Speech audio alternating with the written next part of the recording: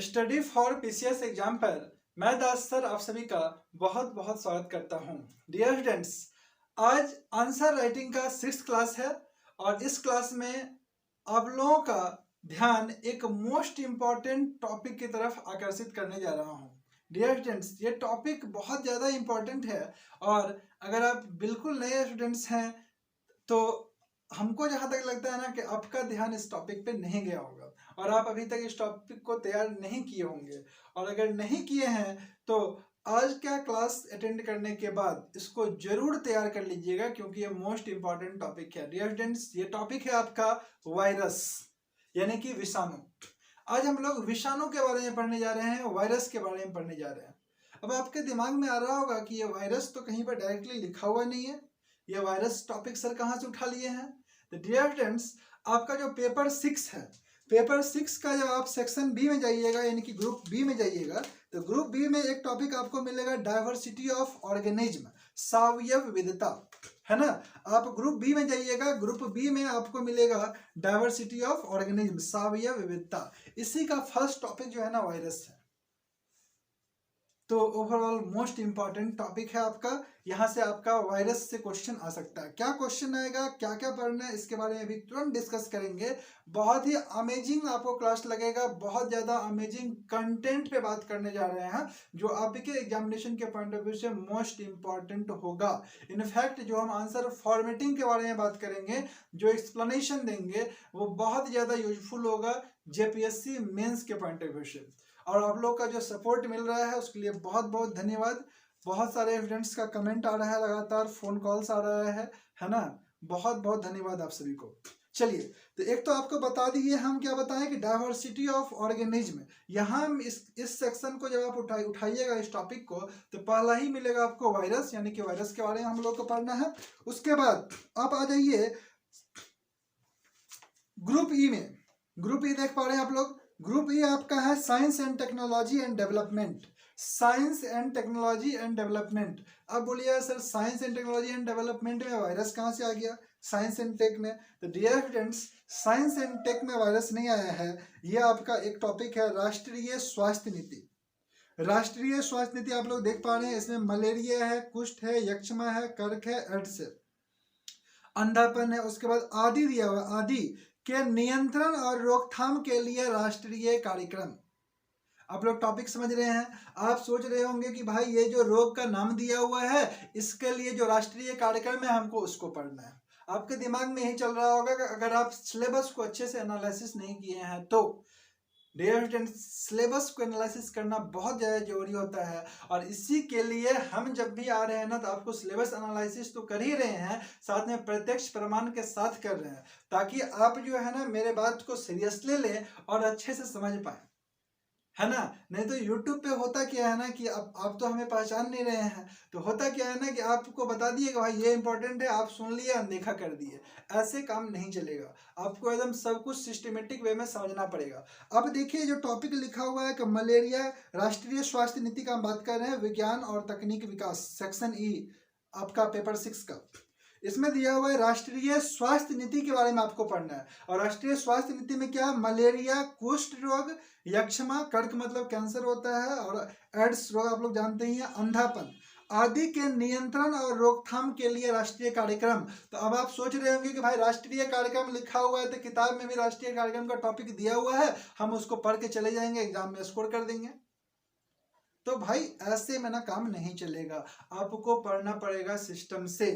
आप देखिए कि लास्ट ईयर जो क्वेश्चन आया है इस टॉपिक से, वो क्वेश्चन क्या आया है आपका कैंसर से, कर्क रोग से। तो डियर फ्रेंड्स, थोड़ा सा आप समझ लीजिए, थोड़ा सा आप देख लीजिए। ये आपका पेपर 6 का क्वेश्चन है, आई थिंक सो आप लोग देख पा रहे होंगे।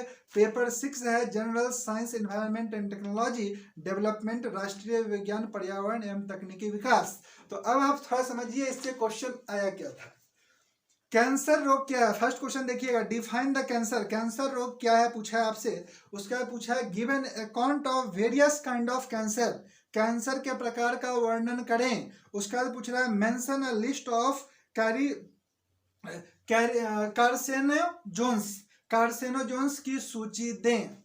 डियर स्टूडेंट्स, आप थोड़ा सा हमको बता दीजिए कि इसमें राष्ट्रीय स्वास्थ्य नीति कहाँ से आ रहा है, राष्ट्रीय स्वास्थ्य कार्यक्रम कहाँ से आ रहा है। आप तो बोलिएगा कि भाई कार्यक्रम नहीं पूछा, हम नहीं बनाएंगे, तो थोड़ी काम चलेगा। यहाँ पर जो रोग दिया हुआ है ना, जो भी डिजीज के बारे में दिया हुआ है, उस डिजीज को भी आपको पढ़ना पड़ेगा। मेरा कहने का सिर्फ और सिर्फ इतना मतलब है।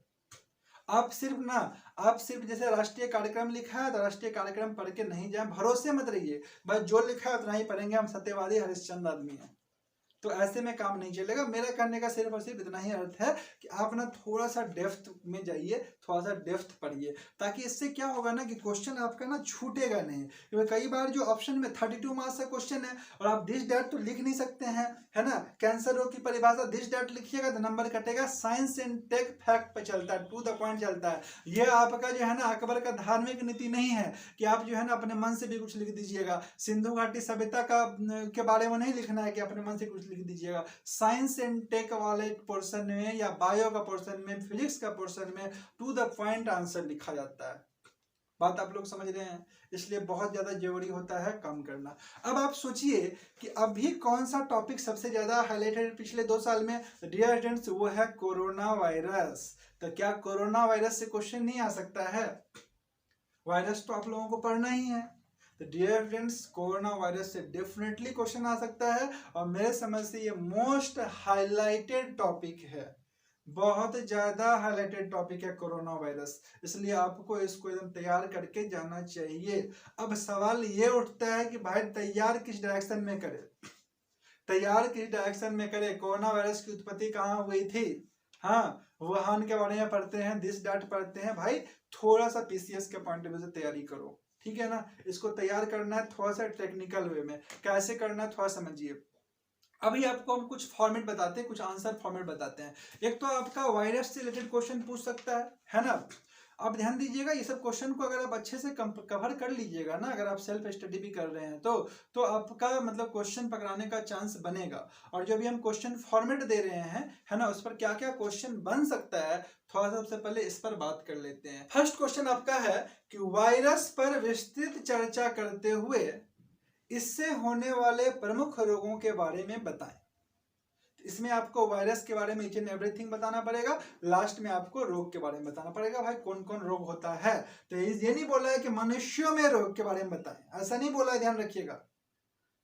तो आपको जो रोग होता है वो पादप में बताना है ना। उसके बाद आपको पशु में भी रोग बताना है, वायरस से होने वाला, मनुष्य में भी बताना है, ध्यान रखना इस स्टेप से। आंसर फॉर्मेटिंग में बात करूंगा, अभी पहले आप समझिए। सेकंड क्वेश्चन जो फॉर्म हो सकता है, उससे क्या फॉर्म हो सकता है, ध्यान से सुनिएगा, मोस्ट इंपॉर्टेंट क्वेश्चन सब बता रहे हैं, है ना। क्वेश्चन इस टाइप का ही आने का पूर्ण संभावना मेरे समझ से लग रहा है।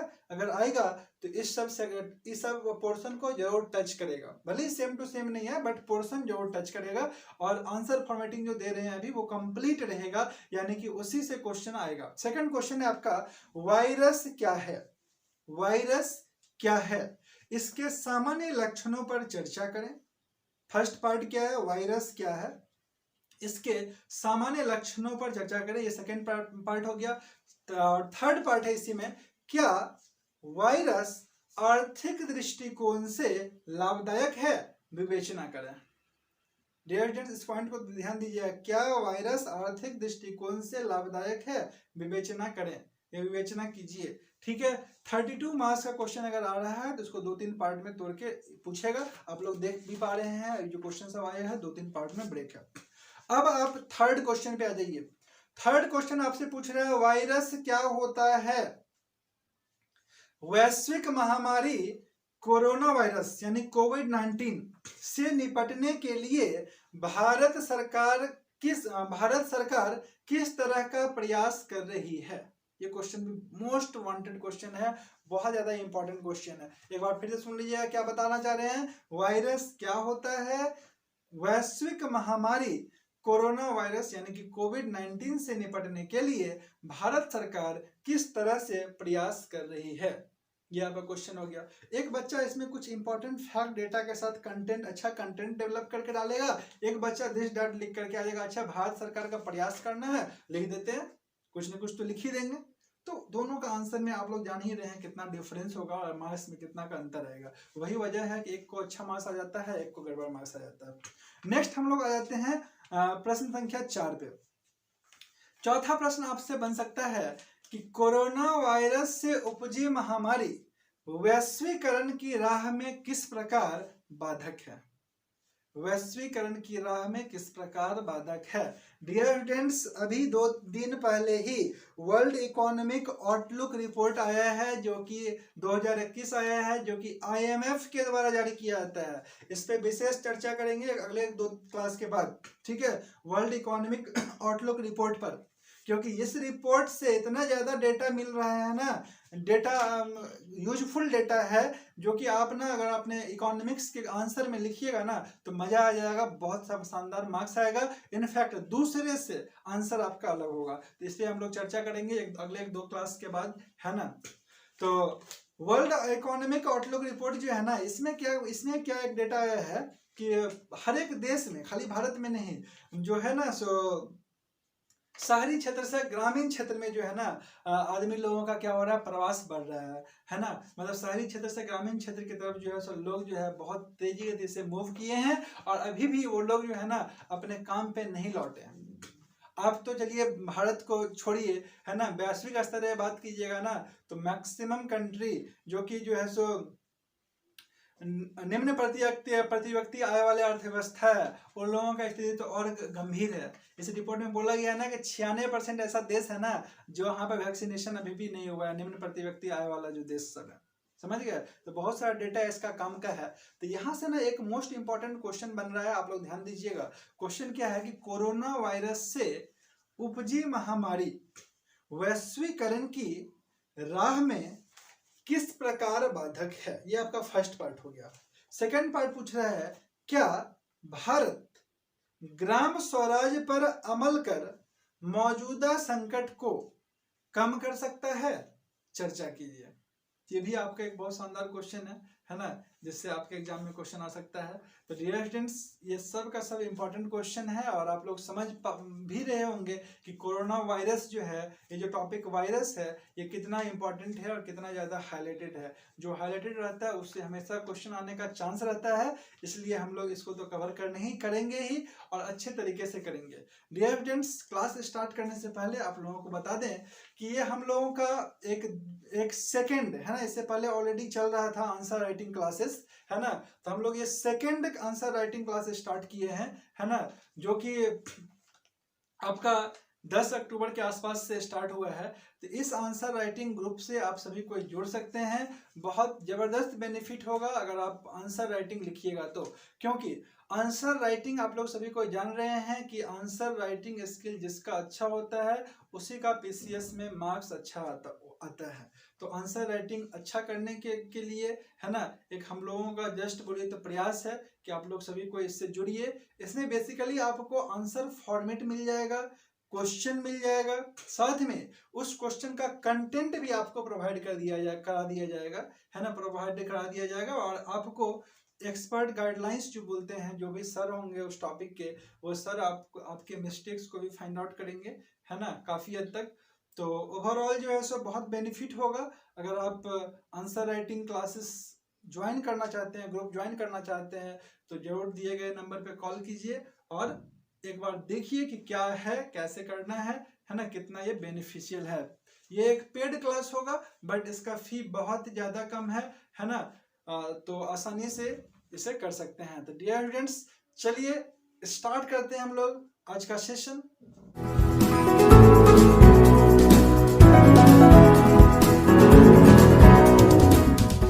तो हम लोग स्टार्ट करने जा रहे हैं वायरस को, वायरस यानी कि विषाणु। तो डियर फ्रेंड्स, जब आप विषाणु के बारे में पढ़िएगा ना तो आपके दिमाग में सबसे पहला क्वेश्चन यही अराइज होगा कि ये विषाणु क्या होता है, वायरस क्या होता है। तो आपको बता दें कि इस टॉपिक को हम लोग बहुत ही अच्छे से डिटेल्ड में आपको समझाने वाले हैं, और आप बहुत ही आसानी से इसको समझ जाइएगा। बस फुल कंसंट्रेशन के साथ अगले हाफ एन आवर तक एकदम बने रहिए और सब कुछ समझते चले जाइए। देखिए, कंसंट्रेशन लेवल अच्छा होना चाहिए, समझना पड़ेगा चीज़ों को। और दूसरा चीज़ क्या है ना कि मेंस का टॉपिक है तो ये लंबा होगा ही, एकदम शॉर्टकट नहीं कर सकते हैं। सबसे पहले ना आपको each and everything part wise section wise समझाने जा रहे हैं, तोड़ तोड़ के। जैसे कि विषाणु क्या है, विषाणु के प्रकार क्या है, विषाणु के लक्षण क्या क्या होते हैं, विषाणु के जो है सो आप सजीव के गुण क्या होते हैं, निर्जीव में गुण क्या होता है, समझ गए। विषाणु से लाभ क्या होता है, विषाणु का आर्थिक लाभ क्या हो सकता है, विषाणु का जो है सो आपका इससे होने वाला हानि क्या है, इसका इससे संबंधित रोग क्या है, सब कुछ को पार्ट वाइज समझा देंगे बहुत अच्छे तरीके से। और एक साथ इतना कंटेंट आपको मिलेगा भी नहीं कहीं पर, एकदम ध्यान से समझिए, बहुत अच्छा लगेगा और सब कुछ आपको आज ही क्लास में याद हो जाएगा। तो डियर स्टूडेंट्स, क्वेश्चन यहाँ पे उठता है विषाणु क्या है। तो विषाणु जब क्या है इस पे अगर हम लोग बात करेंगे तो आप को लिखना चाहिए कि विषाणु एक सूक्ष्म कण है। विषाणु क्या है, तो विषाणु एक सूक्ष्म कण है जो जीवित कोशिकाओं में परजीवी के रूप में पाए जाते हैं। क्या बताया आपको कि विषाणु एक सूक्ष्म कण है जो जीवित कोशिका में परजीवी के रूप में पाए जाते हैं। परजीवी डिएजेंट्स बोलते हैं पैरासाइट्स को, पैरासाइट्स के रूप में पाए जाते हैं और इससे अनेक प्रकार की बीमारियां फैलते हैं, या ये अनेक प्रकार की बीमारियां फैलाते हैं। ये आप समझ गए। अब यहाँ पे क्वेश्चन उठता है कि ये जो वायरस वर्ड है, ये वायरस किस प्रकार का वर्ड है, इसका कुछ मीनिंग आता है क्या। तो डियर स्टूडेंट्स, ये जो वायरस है ना, ये लैटिन वर्ड है। वायरस क्या है, लैटिन वर्ड है और इसका अर्थ होता है विकृत विष। क्या अर्थ होता है, विकृत विष। इंग्लिश में बोलते हैं मॉर्बिड पॉइजन। ये वायरस जो है ना आपका, ये लैटिन वर्ड है। कैसा वर्ड है, तो लैटिन वर्ड है, ठीक है, लैटिन वर्ड है और इसका अर्थ होता है विकृत विष, विकृत विष, ठीक है, मॉर्बिड पॉइजन बोलते हैं। अब आपके दिमाग में आएगा कि ये वायरस का उत्पत्ति कैसे, खोज कौन किया है ना, कब पता चला कि भाई वायरस नाम का भी कोई चीज होता है। तो डियर स्टूडेंट्स, रूसी वैज्ञानिक थे, रूस के एक वैज्ञानिक थे इवानोवस्की। कौन थे, इवानोवस्की, इवानोवस्की, ये रूस के थे, रूसी वैज्ञानिक आप बोल सकते हैं, रूसी वनस्पति वैज्ञानिक, ठीक है। इवानोवस्की जो है ना, वो 1852 ईस्वी में टोबैको जिसको बोलते हैं, ठीक है, इसके पत्ती में मोजेक रोग का खोज किया, ठीक है, कि तंबाकू में भाई जो है ना मोजेक रोग नामक रोग होता है और ये रोग जो है ना वो वायरस से होता है, यानी कि विषाणु से होता है ना। यहीं से विषाणु का अस्तित्व के बारे में वो बताएं कि भाई एक विषाणु टाइप का कुछ होता है, वायरस नाम का कोई चीज होता है जो क्या है, जो मोजैक रोग का कारण है। यहाँ पर नाम नहीं हुआ था, वायरस का नामकरण ये नहीं किए थे, याद रखिएगा, है ना। ये पता लगाए थे वायरस के अस्तित्व के बारे में, ठीक है। अब आप इसके आकार के बारे में बता सकते हैं कि जो वायरस है ना, इसका आकार 10 से लेकर के 300 मिली माइक्रोन तक होता है। 10 से लेकर के 300 मिली माइक्रोन होता है। ये डेटा कभी कभी ना कोई कोई किताब में अलग अलग भी हो सकता है, बट वैलिड डेटा के रूप में हम लोग इसको ले सकते हैं, है ना। कोई कोई किताब में अलग डेटा भी कहीं कहीं 400 तक लिखा हुआ रहता है, ठीक है, बट 10 से लेकर के 300 मिली माइक्रोन। अब आप बता सकते हैं कि भाई ये जो वायरस है ना, ये जो वायरस है, ये आपका वायरस जो है सो चूंकि बहुत ज्यादा छोटा कण है, सूक्ष्म कण है, तो इसको आप माइक्रोस्कोप से नहीं देख सकते हैं। जो माइक्रोस्कोप अपना है होता है ना स्कूल वाला, जिससे हम लोग देखते हैं, इसको देखने के लिए स्कूल वाला माइक्रोस्कोप सभी कोई देखे होंगे। इसको देखने के लिए ना इलेक्ट्रॉन माइक्रोस्कोप का यूज किया जाता है, यानी कि विषाणु को केवल इलेक्ट्रॉन माइक्रोस्कोप के द्वारा ही देखा जा सकता है।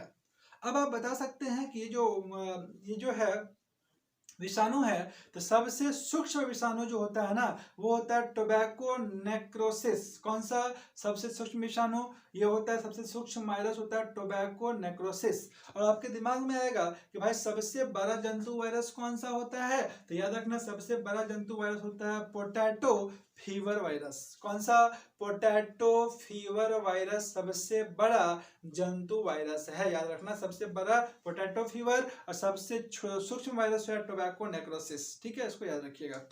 आप यहाँ पर ये भी बता सकते हैं कि भाई विषाणु के अध्ययन को वायरोलॉजी बोलते हैं। क्या बोलते हैं, वायरोलॉजी, VIROLOGY, वायरोलॉजी बोलते हैं, ठीक है, विषाणु के अध्ययन को वायरोलॉजी बोलते हैं। तो ये आपका मोटा मोटी हो गया विषाणु क्या है, आप इतना चीज बता सकते हैं विषाणु के बारे में, एक जनरल आइडिया जनरेट हो जाता है यहाँ से। इसके बाद आपको बताना पड़ेगा विषाणु के प्रकार। विषाणु के प्रकार। देखिए विषाणु का जो हम ईच एंड एवरी डायमेंशन बता रहे हैं ना, तो हो सकता है कि आपको ना 2-3 पार्ट में क्वेश्चन दे तो इसका डायमेंशन ही आपसे पूछ लेगा, भाई प्रमुख लक्षण बताइए या विषाणु के प्रकार की व्याख्या करते हुए बताएं कि ये किस प्रकार जो है कौन कौन सा रोग होता है पादप में, या फिर कौन सा रोग होता है मनुष्य में, या कौन सा रोग होता है पशु में। इस टाइप से क्वेश्चन सबको मिक्स मैच करके पूछ सकता है, ठीक है। तो हम ये टॉपिक को चूंकि कवर कर रहे हैं, इसलिए इसका जितना भी सेगमेंट है ना सबको डिस्कस करेंगे। तो यहाँ पे हम लोग आ जाते हैं विषाणुओं के प्रकार में, यानी कि टाइप्स ऑफ वायरस में। तो डियर स्टूडेंट्स, विषाणु को इन जनरल 4 प्रकार में डिवाइड किया गया है। फर्स्ट है आपका पादप वायरस, इसको बोलते हैं प्लांट वायरस, पादप विषाणु। दूसरा है आपका जंतु वायरस, इसको बोलते हैं एनिमल वायरस। तीसरा है आपका नील हरित शैवाल वायरस, है ना, नील हरित शैवाल विषाणु, इंग्लिश में बोलते हैं blue green algae virus, blue green algae virus. और चौथा है आपका जीवाणुभोजी। जीवाणुभोजी को डिएफिनेट बोलते हैं बैक्टीरियोफेज, इंग्लिश में क्या बोलते हैं, बैक्टीरियोफेज। तो इसके बारे में आप 1-2 लाइन करके बता सकते हैं, कुछ एग्जांपल के साथ इसको बता सकते हैं। जैसे कि इसका फर्स्ट टाइप आपको बताया पादप विषाणु, प्लांट वायरस। तो प्लांट मतलब ही समझ रहे हैं, प्लांट मतलब पौधा, तो वैसा वायरस जो पौधों में पाए जाते हैं उसको हम लोग क्या बोलते हैं, प्लांट वायरस बोलते हैं, है ना। एग्जाम्पल साथ में सेट कीजिए। एग्जाम्पल में आप बताइए साइट्रस उदासी। पहला एग्जाम्पल क्या बताएं, साइट्रस उदासी। यह मुख्य रूप से किसमें पाया जाता है, नारंगी के पौधों को प्रभावित करता है और इसके पौधों को वो सड़ा देता है। समझ गए, नारंगी के पौधों को क्या करता है, उदासी वायरस क्या करता है, सड़ा देता है। नेक्स्ट आप एग्जांपल दे सकते हैं तंबाकू मोजैक वायरस, जो तंबाकू में होता है मोजैक वायरस, उसका एग्जांपल आप दे सकते हैं। नेक्स्ट आप बता सकते हैं पपीता में होता है PLYV वायरस, कौन सा वायरस, PLYV वायरस, इसका एग्जांपल दे सकते हैं। तो आप एग्जांपल जैसे आपको चीज को डिफाइन किए, साथ में उदाहरण देते हैं, थोड़ा सा ठोस हो जाता है, ठीक है। उसके बाद ये सेकंड पार्ट पे जंतु वायरस। तो नाम ही तो पता चल रहा है कि वैसा वायरस जो जंतु में पाए जाते हैं उसको जंतु वायरस बोलते हैं। देखिए सब कुछ याद हो जाएगा, बस आप ध्यान से सुनते चले जाइए और कंटेंट को ना एक बार लिख जरूर लीजिएगा, सब कुछ याद हो जाएगा, क्लास में ही याद करवा देते हैं, एक्स्ट्रा पढ़ने का जरूरत बिल्कुल नहीं है। तो जंतु वायरस, नाम से ही पता चल रहा है, जंतु वायरस मतलब वैसे वायरस जो जंतुओं में पाए जाते हैं उसको जंतु वायरस बोलते हैं। भाई आप एग्जांपल दीजिए, एग्जांपल में दीजिए ब्लू टंग वायरस। एग्जांपल किसको दीजिएगा, ब्लू टंग वायरस। ये जो है ना ब्लू टंग जो होता है ना, वो गाय में एक रोग है। ब्लू टंग क्या है, किसमें होता है, कौन सा जानवर में, तो गाय में होता है ब्लू टंग रोग। अब ब्लू टंग रोग का कौन से वायरस से होता है, तो याद रखिएगा ब्लू टंग वायरस से होता है, आसानी से याद भी हो जाएगा। नेक्स्ट आप HIV का एग्जांपल दे सकते हैं। HIV का फुल फॉर्म होता है human immuno virus, human immuno virus, है ना। ये एड्स रोग मनुष्य में होता है, इससे इसका आप एग्जांपल दे सकते हैं। तीसरा है आपका नील हरित शैवाल विषाणु। नील हरित शैवाल विषाणु क्या होता है भाई, तो यह विषाणु नील हरित शैवाल की कोशिकाओं में पाया जाता है, नील हरित शैवाल की कोशिकाओं में पाया जाता है। और नील हरित शैवाल जो है ना, इसमें प्रकाश संश्लेषण की क्रिया होता है, याद रखिएगा। नेक्स्ट है आपका फोर्थ नंबर जीवाणुभोजी। जीवाणुभोजी को इंग्लिश में बोलते हैं बैक्टीरियोफेज। अब ये जीवाणुभोजी मतलब जीवाणुभोजी भोजन, ठीक है ना, इसका नाम से ये चल रहा है, इसका मीनिंग। तो आप बोल सकते हैं कि भाई जीवाणु ये ऐसे विषाणु होते हैं जो जीवाणु कोशिकाओं में पाए जाते हैं। जीवाणुभोजी क्या है, ऐसे विषाणु हैं जो जीवाणु कोशिकाओं में पाए जाते हैं तथा जीवाणुओं का भक्षण करते हैं, जीवाणुओं का भक्षण करते हैं। जीवाणुभोजी यानी भोजन के रूप में जीवाणुओं को प्राप्त करते हैं। समझ गए, नाम से ही क्लियर है, आप लोग भी समझ गए होंगे। अब आप यहाँ एक लाइन लिख सकते हैं कि भाई जो जीवाणुभोजी होते हैं इसमें 2 भाग होता है, एक होता है सिर वाला भाग, दूसरा होता है पूंछ वाला भाग। समझ गए, और जो सिर वाला भाग होता है उसमें DNA होता है। क्या होता है सिर वाला भाग में, क्या पाया जाता है, DNA पाया जाता है। जो स्टूडेंट्स DNA का फुल फॉर्म जानते हैं तो बताइए थोड़ा सा आप लोग फटाफट इसमें कमेंट बॉक्स में, DNA का फुल फॉर्म क्या होता है और RNA का फुल फॉर्म क्या होता है बताइए। नहीं पता है थोड़ा सा सर्च कीजिए, ऑब्जेक्टिव एग्जाम क्वेश्चन भी तो पूछेगा, एग्जाम में पूछता है DNA का फुल फॉर्म क्या है बताइए। तो आपको बता रहे थे जो सर वाला पार्ट है ना, सर वाला पार्ट में, ठीक है, सर वाला पार्ट में क्या पाया जाता है, DNA पाया जाता है। और जो नीचे वाला पार्ट होता है ना, जिसको हम लोग पूंछ बोलते हैं, खोखली होता है, बेलनाकार होता है, खोखली बेलनाकार होता है। समझ गए, ये नीचे वाला पार्ट है। अब आपको समझाते हैं कि क्या जीवाणुभोजी का कुछ प्रैक्टिकल रेलेवेंस भी होता है क्या। देखो प्रैक्टिकल से लिंक कीजिएगा ना तब मार्क्स अच्छा उठता है, समझ गया ना। तो प्रैक्टिकल रेलेवेंस भी होता है क्या, ऐसे क्वेश्चन यहाँ पे बनाता है कभी कभी इस टाइप से लिंक करके। तो प्रैक्टिकल रेलेवेंस क्या होता है, थोड़ा सा इसको समझते हैं।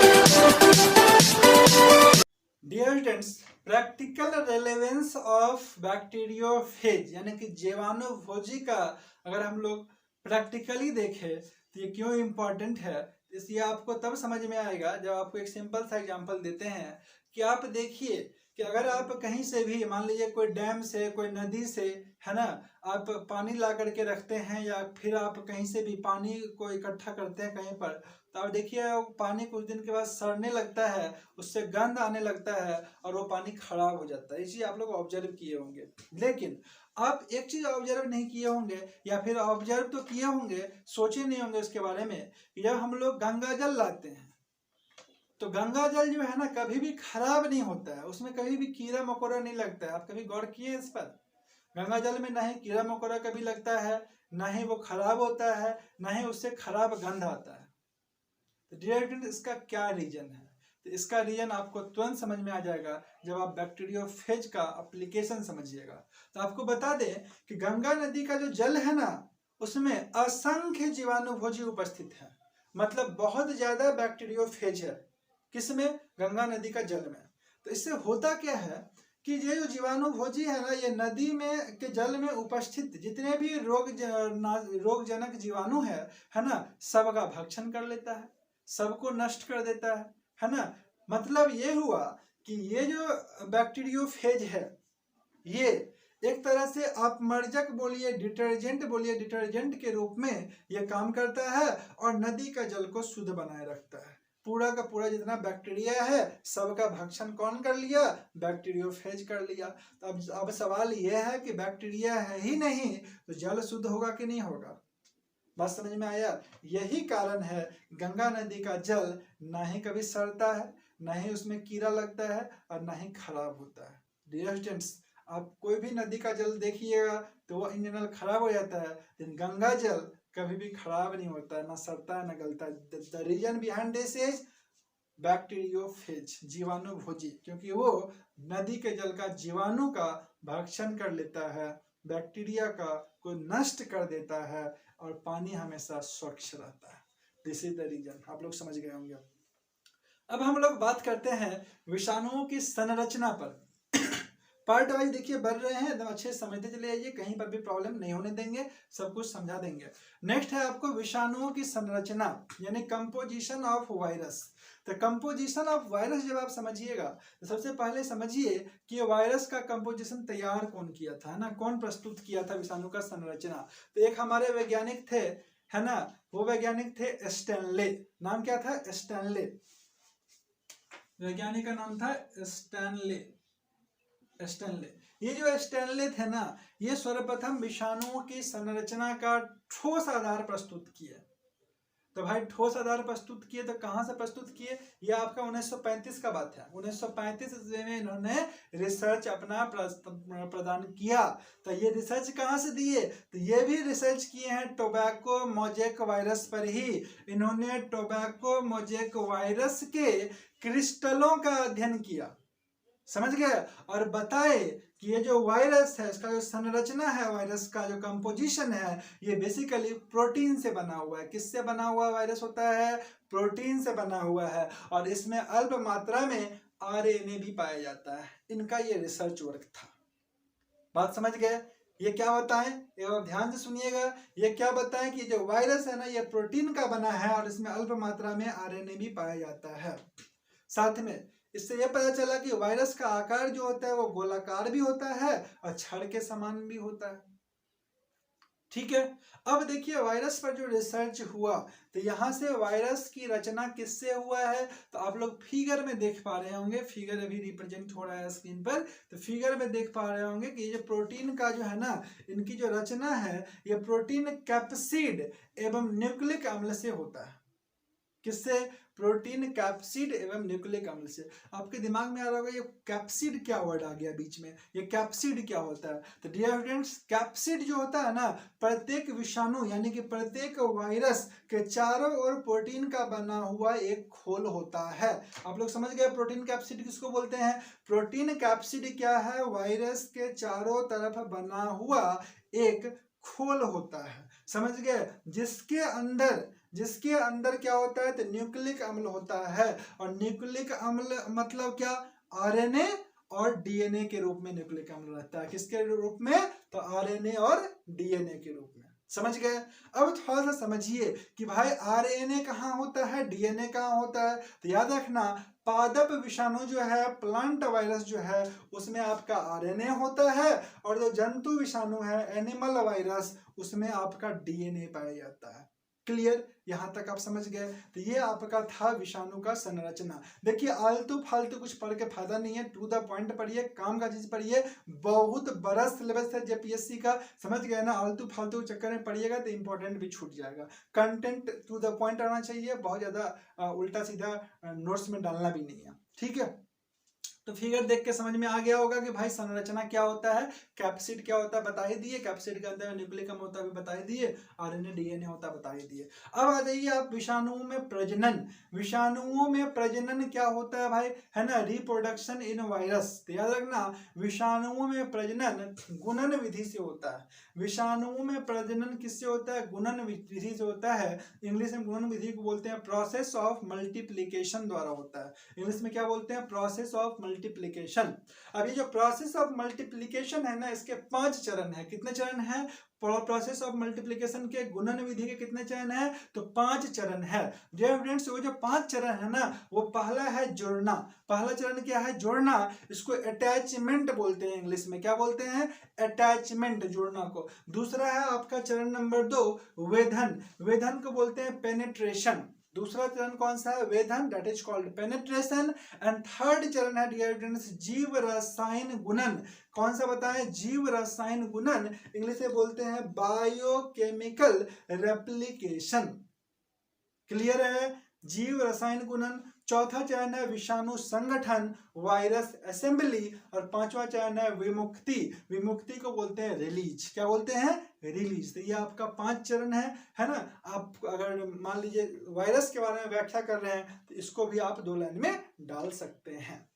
क्लियर? अब आ जाइए विषाणुओं के सामान्य लक्षण पे, यानी कि we are talking about the general characteristic of virus. Virus के जो सामान्य लक्षण है, जनरल कैरेक्टरिस्टिक है, वो क्या है, उस पर थोड़ा सा बात कर लेते हैं।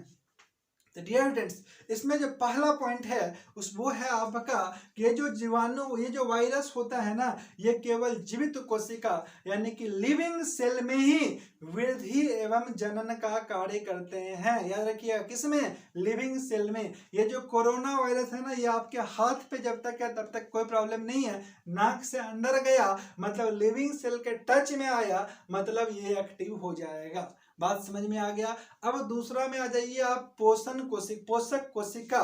ठीक है? पोषक कोशिका के बाहर इसमें प्रजनन का क्षमता नहीं होता है, इसका कैरेक्टरिस्टिक बता रहे हैं। तो पोषक कोशिका के बाहर इसका प्रजनन का क्षमता नहीं होता। यस, वैलिड बात है। हाथ पे है, देह पे है, वायरस शर्ट पे है, कोई प्रॉब्लम नहीं है ना? कोरोना वायरस से कोई दिक्कत नहीं है भाई। जब पोषक कोशिका के टच में आएगा, अंदर गया, पोषक कोशिका के टच में आया, और ये क्या होगा? अपना काम स्टार्ट कर देगा वायरस। समझ गए? यानी कि प्रजनन इसमें होने लगेगा। और प्रजनन किससे होता है? Process of multiplication. 2 4, समझ गए ना? 2 4, फिर उसका डबल 8, फिर 16, ऐसे, है ना? यहाँ पर ना जीपी चलता है, ज्योमेट्रिकल प्रोग्रेशन वाला हिसाब किताब चलता है मैथ्स का। समझ गए? एपी में होता तो बहुत जल्दी कंट्रोल होता है, लेकिन जीपी बहुत तेजी से इसलिए भागता है ना? एक्टिव होता है। नेक्स्ट हम लोग बात कर लेते हैं कि पौधों में जो वायरस का विस्तार होता है ना, वो फ्लोएम से होता है। किससे होता है? फ्लोएम से पौधे में संचार होता है। ठीक है? और आदमी के शरीर में जो वायरस का संचार होता है वो किससे होता है? तो रक्त से होता है, यानी कि ब्लड से होता है। ठीक है? नेक्स्ट आप बता सकते हैं कि विषाणु जो है ना, एक निश्चित टाइप का ही, निश्चित जाति को ही संक्रमित करता है ना? उसके बाद आप बता सकते हैं कि विषाणु जो है वो सजीव और निर्जीव के बीच का कड़ी बोला जाता है विषाणु को। क्या बोला जाता है? सजीव और निर्जीव के बीच का कड़ी बोला जाता है। ठीक है। उसके बाद आप बता सकते हैं कि विषाणु जीवित कोशिका में पहुंचते ही विषाणुओं का जो न्यूक्लिक अम्ल होता है वो अपने तरह के पदार्थों का संश्लेषण कर प्रेरित करता है उसको। समझ गए? आप ये भी लाइन लिख सकते हैं। तो ये था आपका कुछ इंपॉर्टेंट विषाणु का कैरेक्टरिस्टिक, जिसके बारे में अगर आपको आता है लिखने के लिए तो आप लिख सकते हैं। डियर स्टूडेंट्स, एक लंबा चौड़ा अच्छा कंटेंट रहता है ना, तो भले ही आप 100% नहीं लिख पाइएगा एग्जाम में, बट हर एक डायमेंशन को टच करते हुए कुछ कुछ भी लिख दीजिएगा ना तो अच्छा मार्क्स आ जाएगा। 100% कोई नहीं परफॉर्म कर पाता है एग्जाम में, समझ गए? बट अभी आप घर में हैं तो कोशिश कीजिए मैक्सिमम वर्क डन करें, मैक्सिमम चीज़ों को याद करें, है ना। तो होगा क्या ना, एग्जाम में मैक्सिमम करके जाइएगा ना तो आप मिनिमम तो जरूर टच कर दीजिएगा। हर एक डायमेंशन का जो मिनिमम होता है ना 2-4 पॉइंट भी लिख दीजिएगा, काम चल जाएगा। चलिए अब आगे समझते हैं।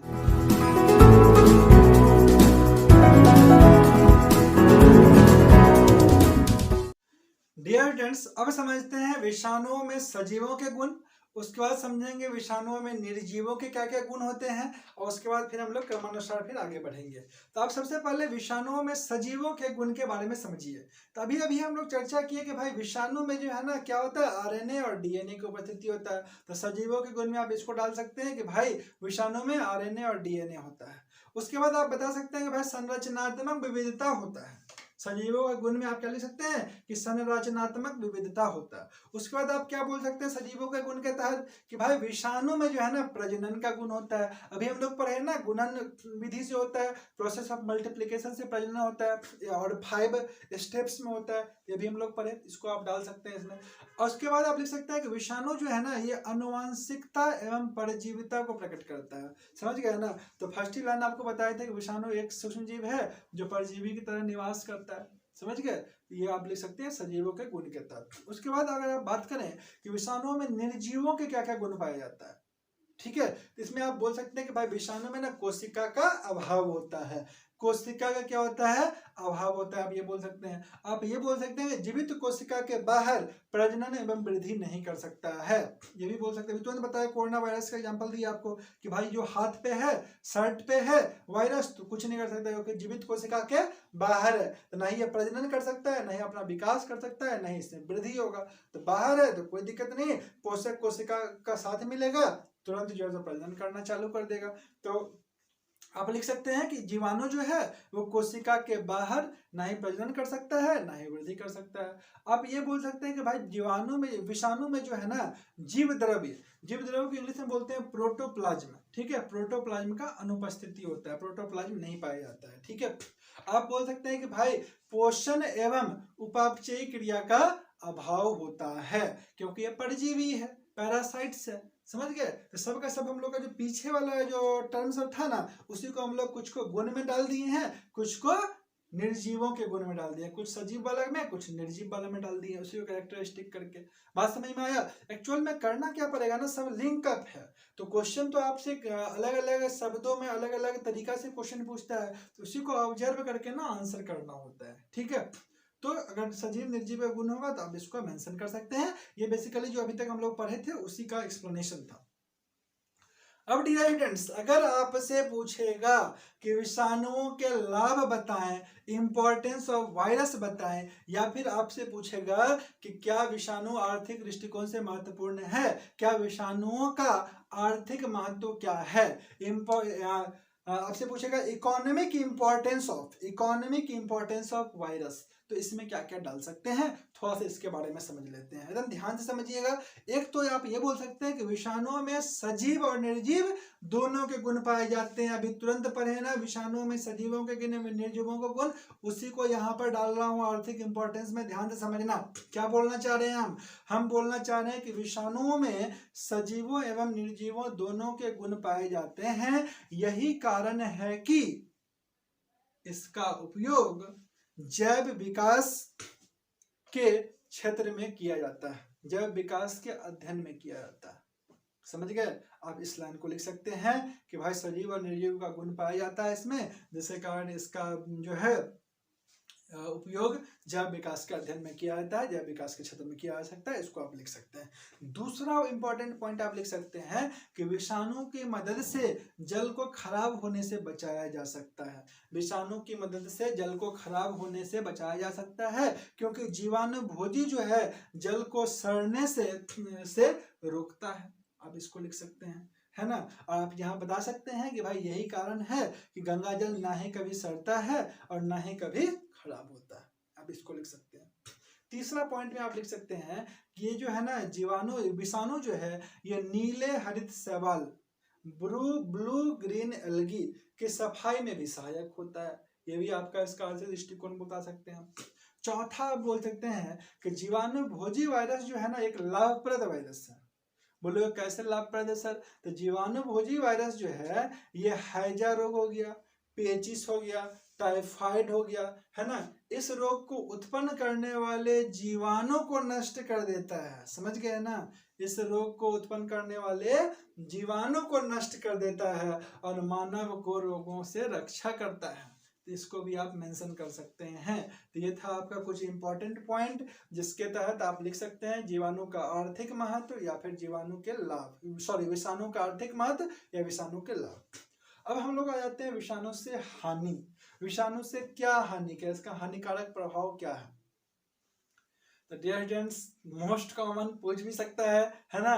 तो विषाणु का हानिकारक प्रभाव आप तीन पार्ट में बांटिए, है ना। विषाणु पौधे, जानवरों एवं मनुष्यों में अनेक प्रकार के रोग उत्पन्न करते हैं। क्या बताएं कि विषाणु पौधे, जानवर और मनुष्यों में अनेक प्रकार के रोग उत्पन्न करते हैं, आप ये बोल सकते हैं। अब बताइए आप पौधों में कौन कौन सा रोग होता है? तो बहुत ज्यादा नहीं बोलना है, 2-3 एग्जांपल दीजिए, सलटाइए इसको, है ना।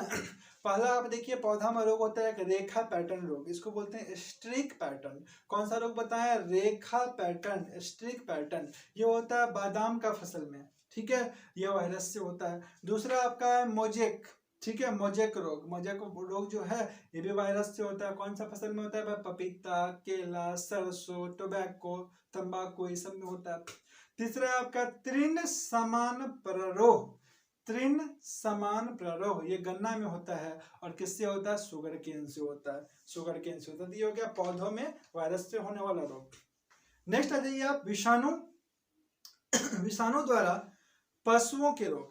तो विषाणु द्वारा पशुओं के रोग कौन कौन सा है भाई? तो इसमें आपका आ जाएगा फर्स्ट कौन सा आएगा? तो blue tongue virus. Blue tongue virus के बारे में इससे पहले बताएं कि ये किस में होता है भाई? तो ये गाय में होता है। कौन सा वायरस से होता है? तो ब्लू टंग वायरस से होता है। नेक्स्ट है आपका हार्पिज वायरस। तो हार्पिज वायरस किससे होता है? हार्पिज नाम का वायरस से ही होता है, हार्पिज रोग होता है ना। कौन सा जानवर में होता है? तो ये भी गाय में ही होता है। सेम एग्जाम्पल जानवर का लिए हैं इसलिए ताकि आपको आसानी से याद हो जाए। तो डियर स्टूडेंट्स, आप लोग समझ गए विषाणु से हानि में पौधों से कौन सा रोग है, पौधों में कौन कौन सा रोग होता है विषाणु से, वायरस से, और विषाणु से पशु में कौन कौन सा रोग होता है। अब समझते हैं विषाणु से मनुष्य में होने वाले प्रमुख रोग।